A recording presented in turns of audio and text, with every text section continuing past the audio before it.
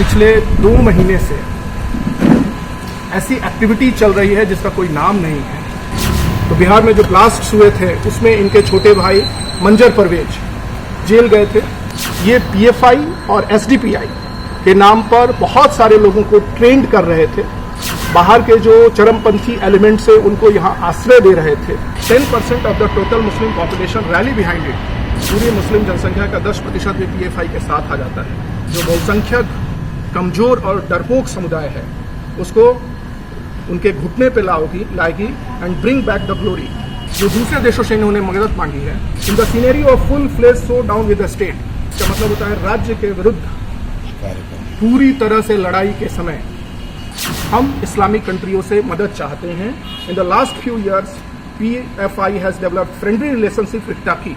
नमस्कार, आप live cities देख रहे हैं। मैं हूं जय शुक्ला। देखिए, बड़ी खबर बताने जा रहे हैं आपको। दरअसल राजधानी पटना में पुलिस को बड़ी सफलता हाथ लगी है। यहां पर पुलिस ने 2 ऐसे लोगों को गिरफ्तार किया है जो कि देश विरोधी गतिविधियां चलाते थे। यहां पर देश के खिलाफ युवाओं को बरगलाने का काम करते थे और फुलवारी शरीफ से पुलिस ने 2 लोगों को गिरफ्तार किया है, जिनमें से एक का जो नाम है वो मोहम्मद जलालुद्दीन है और दूसरे का जो नाम है वो अतर परवेज बताया जा रहा है। और दूसरी बात, अगर इनके बारे में हम जानकारी दे दें तो एक जो है सिमी का पूर्व सदस्य है, जबकि दूसरा झारखंड से रिटायर्ड दरोगा है। और ये दोनों पटना के फुलवारी शरीफ में रह करके देश को 2047 तक इस्लामिक राष्ट्र घोषित करने और बनाने के लिए जो है वो लगातार इसके लिए अभियान चला रहे थे। और इसी अभियान के अंतर्गत युवाओं को ट्रेनिंग दिया जा रहा था, प्रशिक्षण दिया जा रहा था। ज्यादा जानकारी आपको वहां के एडिशनल एसपी मनीष कुमार दे रहे हैं, जरा सुन लीजिए।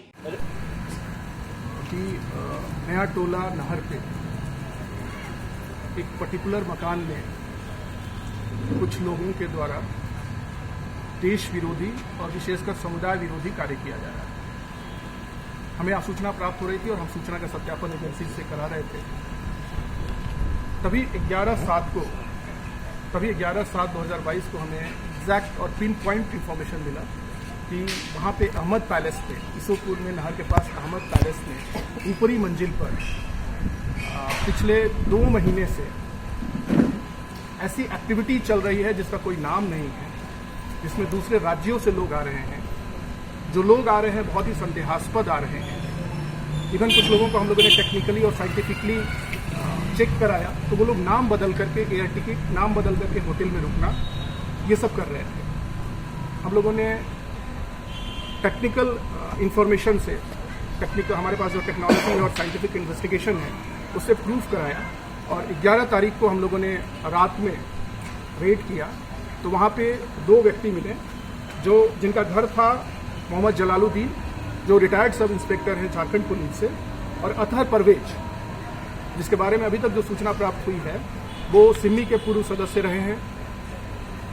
2001-2 में जब सिमी बैन हुआ था तो बिहार में जो ब्लास्ट हुए थे उसमें इनके छोटे भाई मंजर परवेज जेल गए थे।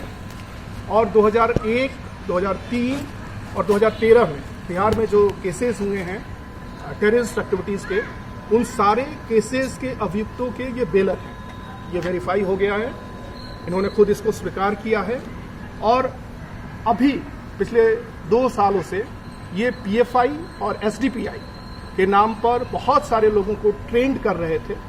बाहर के जो चरमपंथी एलिमेंट्स है उनको यहाँ आश्रय दे रहे थे, उनको ये कम्युनिकेट कर रहे थे। और 6 और 7 तारीख को, 6 और 7 जुलाई को यहाँ पर मार्शल आर्ट के नाम पर स्थानीय लोगों को बिहार के चरमपंथी तत्वों द्वारा तलवार, चाकू चलाने, दूसरे संप्रदाय के प्रति उन्मादित करने, सांप्रदायिक विद्वेष पैदा करने का प्रयास किया गया था। और इसका हमें सीसीटीवी फुटेज भी उपलब्ध है। जो लोग आए हैं उनके बारे में हमारे पास टेक्निकल इंफॉर्मेशन भी है।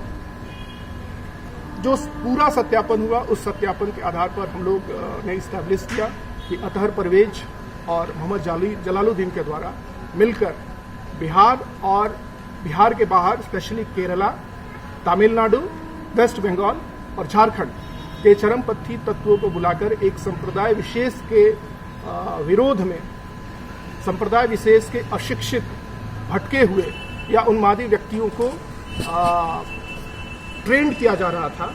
और इनका मकसद था, जो हमें वहाँ बरामद हुआ है, PFI का झंडा मिला है, PFI के पंपलेट्स मिले हैं, बुकलेट्स मिले हैं, और सबसे खराब बात जो मिली है कि 2047 में भारत को इस्लामी राष्ट्र बनाने के लिए दूसरे संप्रदाय के अगेंस्ट विद्वेष पैदा करना और दूसरे देशों जैसे टर्की और पाकिस्तान की मदद लेकर के भारत के विरुद्ध युद्ध छेड़ना जैसी बातें, ये गंभीर राष्ट्र विरोधी, संप्रदाय विरोधी और समुदाय विरोधी बात है।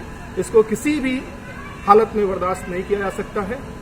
इनके जितने भी को एक्यूज्ड हैं उन सभी लोग को हम लोग आइडेंटिफाई करने का प्रयास कर रहे हैं और हमें विश्वास है कि बहुत जल्दी इन सारे लोगों को जेल में डालेंगे और समाज को एक मैसेज देंगे कि समाज में किसी समुदाय के विरोध में अगर आप काम करते हैं या लोगों को कराते हैं तो ना आप बचेंगे ना दूसरे लोग बचेंगे। तो सुना आपने किस प्रकार देश विरोधी गतिविधियां चलाते थे ये लोग और किस प्रकार मकान में रहकर के युवाओं को ट्रेनिंग के नाम पर प्रशिक्षण दिया जाता था देश विरोधी काम करने के लिए, और आतंकी संगठनों से, कई संगठनों से इनका जो है वो ताल्लुक भी रहा है। और इसी तरीके से जब सूचना मिली तो पुलिस वहां पहुंचती है और पुलिस ने इन दोनों को गिरफ्तार किया है।